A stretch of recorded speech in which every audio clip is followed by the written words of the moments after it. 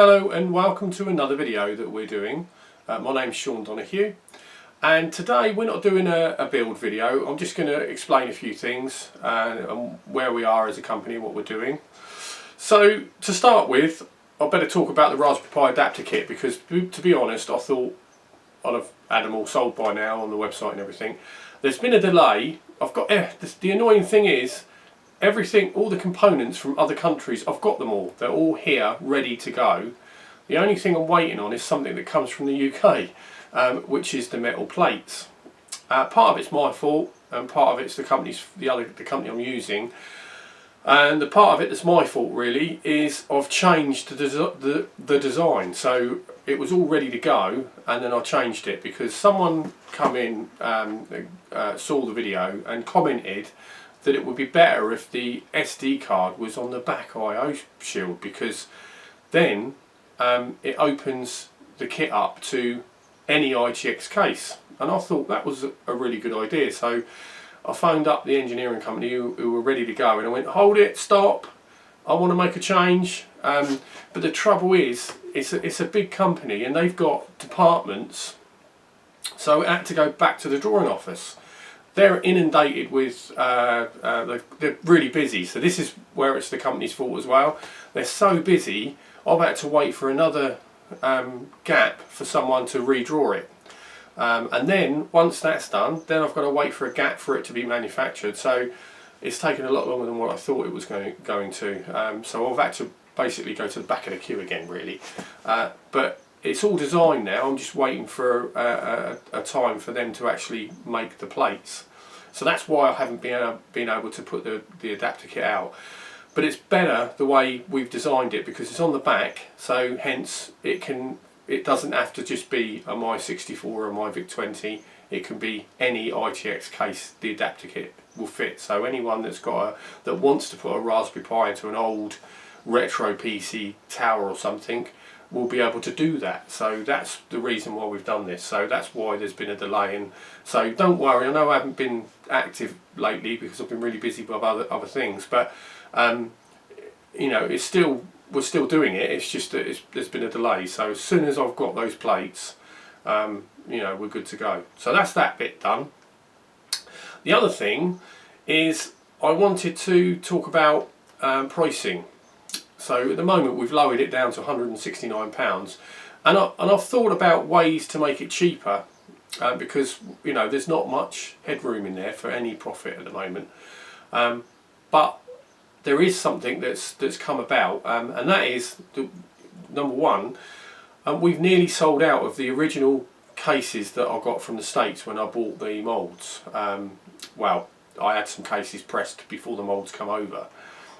We're pretty much out. We've got about 30 left. So it's really good news. But the bad news is, where's the rest of the cases going to come from? So what I did about 3 months ago is commissioned the moulding company to press me some more moulds, press me some more cases. So they went. They got the moulds, opened them up, made sure they were all okay, and done a little bit of cleaning, because they haven't been used for about 3 years or whatever. So this is the first time that they're going to be used in the UK. So I was really excited about it. So they went through all the motions and they've done some test pieces, and the bottom part of the case is fine, but there was a problem with the top. And the top half was jamming in the mould. So as the mould comes together and it injects the piping hot, you know, molten plastic inside, and then it puts, it's like an engine block. It's got water running through it, cooling it down. So as it closes up and injects the molten plastic, then it has to cool it to make it solid so that it can part, and then the plastic piece drops out.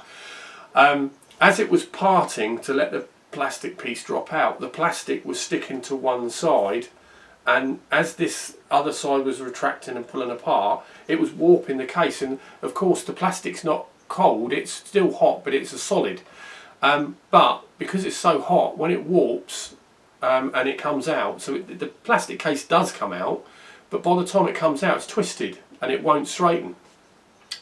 So the mould company phoned me up and told me the problem, because I'm not allowed on their site because of COVID.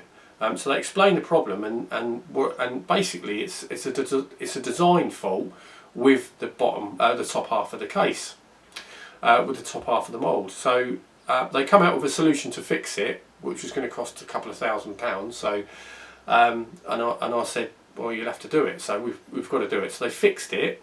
They went through another revolution and tested them again, and they were fine. So we had 500 pressed. And at the end of this video, I've just got, what they've done is I asked them if they'd do a video showing the bottom half being pressed and the top half being pressed, because I thought you would like to see that. It's interesting to see how they work. So they've done that.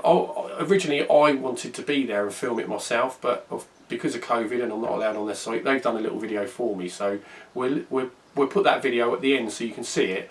So the good news is we've got 500 cases. They've been delivered. I've got them. So we're good to go to carry on. It's brilliant news that the moulds have been used in the UK, and the company that's did this, that completed all this for me, is quite a large mould company in the UK, and they've done a fantastic job. They do lots of,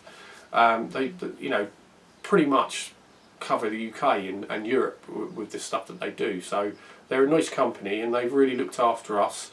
They kept the cost down, and we've saved a little bit of money from the last set of cases that I had, because one, I haven't got shipping from the States, and two, they were slightly cheaper anyway. So it's good news, because it means on the next set I can lower the price a little bit, not much, just but we can lower it a little bit. And I was looking at other ways to lower it as well, and there is something I can do. So when we sell the last 30 of what we've got here, it's the last time that we will have the plate added to the case. So at the moment, for people that haven't bought one of these before, you actually get that inside the case. So you get the SD card reader and this. It actually comes already installed into the case, right?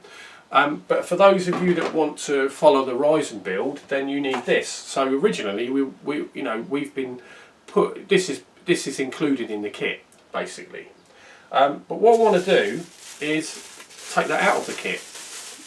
The reason being, a lot of you don't want to use it, and you're paying for it even if you don't want to use it. So the best idea to do would be to put this as an optional extra. Therefore we can lower the price of the case, which is better all round. So on the next batch, we've got cheaper cases because they've been pressed in the UK, and also if I take that out, we're going to probably be able to lower it by about £20. So we'll be able to do it for, say, 149. So that's great news. So the last batch we've got of the old cases will still have this in. There's, say, 30 of them, and then after that this won't be in there anymore. So that's that. The other thing I want to talk about is the VAT situation in Europe. I mentioned it on the last video.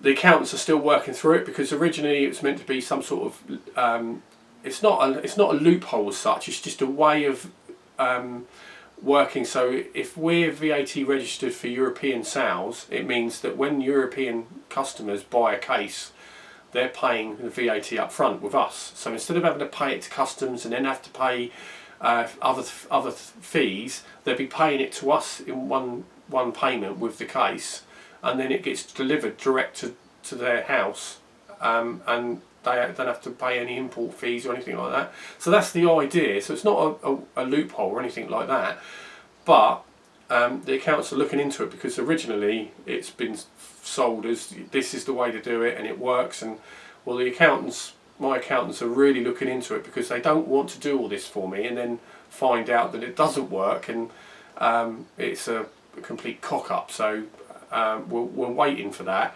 We're going to go VAT registered in the UK, and we're going to go VAT registered hopefully in Europe via the Republic of Ireland, but we're waiting on the Republic of Ireland's VAT thing to see whether it really does work, because I don't want to go VAT registered for Europe and then find out I'm selling it to Europe and then there's still fees, customs fees and things. It's pointless doing it. So we're still waiting on that. I think that's that done. So I've addressed quite a few things so far. What else? Right. I've received this, which is a it's a Max Tang. I didn't ask for the case, by the way. I wanted the motherboard, but I wanted it fully built. So what I said to the people at Max Tang is I may be interested in using this motherboard in the My64, but I want it fully built so that I don't have to do anything. So when it turns up, everything's done. And by default they've sent a case anyway. This is extremely heavy. Seems like it's built well, you know, probably be able to stand on this thing. And it's basically a commercial board used for, they say it's for signage industry and things like that. But look at the outputs on the back. It's got 4 display ports. It's amazing. So this is a Ryzen, what is it? Let me tell you what it is. It's a Ryzen 5 2500U, and it's a mobile processor, so it's embedded, and everything's in there. So it's got the hard drive in there. It's got the memory. Everything's ready to go. It comes with the power. Even get an HDMI cable. But I thought I'd do a build with this. So what I was going to do, and maybe in the next video, is open this up, take everything out and put it into the My64 and see how well it performs in relation to the Ryzen build.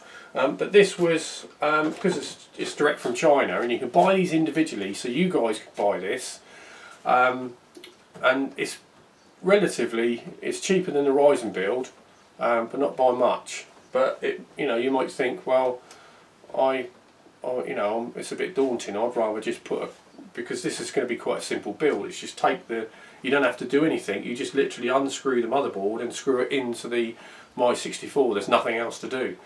So it'd be interesting. The only downside to this is it hasn't got an I/O shield. This is all part of the case.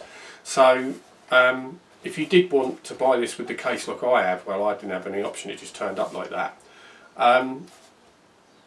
You've got a sort of like a separate I/O shield on the back, but it's only for this case.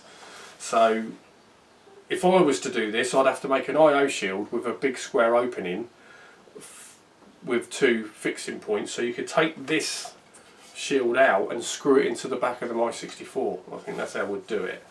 But it'd be interesting. So I'll actually do a build video. I'll have to get a back shield plate made up so that we can do the video, but that's going to be something for the future.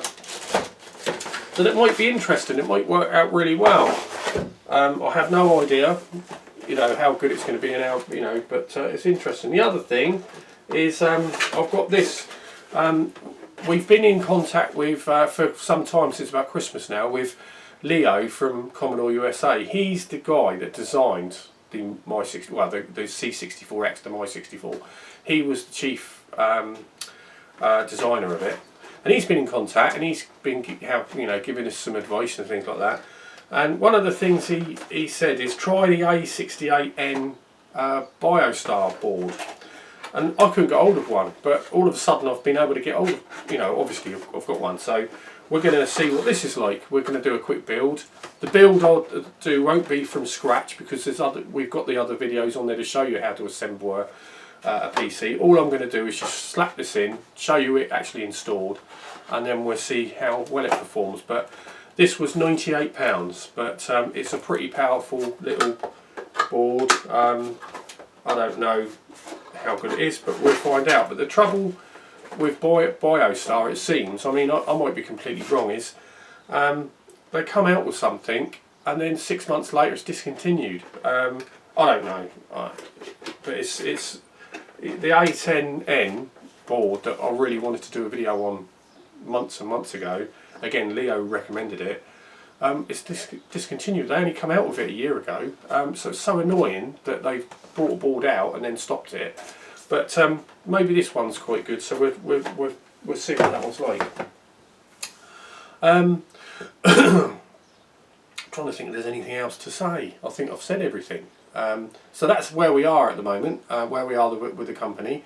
There is one more thing, and for those of you that are watching the video and subscribed and everything, you see this all the time. What we'll do is, we've got the 30 left to sell of the My64s. I'll look into, before, as I'm sorting this video out and editing it, we'll put a little code in, see how it works, and we'll give you £20 off, so it will be 149 to sell these ones. So anyone that's thinking of buying one with this code, you're going to get it for 149, but it will because it's got this already in it, it's going to include that in there, so there's a little bit of a saving, because obviously, but we'll do that. The code will probably flash across me now, so that you can add that to the sales page and get your £20 off. I think that's it for this video. So the next video we will do, hopefully, will be another Raspberry Pi build, because it will be I'll have the kits here and I'll quickly assemble it to show you how easy it is to build. So that'll be the next video, I think. Another Raspberry Pi build video launching the Raspberry Pi adapter kit. The Raspberry Pi adapter kits, by the way, I will offer to everyone that's had a My64 first, before we put them on sale. I might, and to be fair, because we haven't got that many kits, because it costs a lot of money, many thousands of pounds. I think I've spent about, I don't know, 5,000 or 6,000 on this thing. So I might sell out before we actually get to put them on the website. I don't know yet, but because we've sold quite a few hundred of the My64s, and so we'll see. But everything's in place to carry it on. So if we did sell out, it's only going to be a month or so to have another load of stock in. So it's not that bad. It was just getting the initial thing set. From there, it's just an email and and an order, and everything's good to go. But so the next video will be the Raspberry Pi adapter kit again, because it's changed a little bit, and I just want to do a quick build video on that. And then we'll probably do either the BioStar or the Max Tang video. But yeah, thanks for watching this. I've tried to keep it quite brief, and yeah, it's retro is great. I'm really enjoying this. Retro times, lots of things. I don't know if you've noticed or seen it on the website, but Zap64 is coming back, the magazine, which is great. I used to get that as a kid, typing in games and thousands of lines of code, and then to find out that the bleeding thing didn't work because of something I've mistyped something all those times. But yeah, so that's great to see that coming back. But thanks very much for watching this video, and please click the subscribe button and turn notifications on, and as my little girl says, give us a huge thumbs up. But thanks very much for watching. Bye.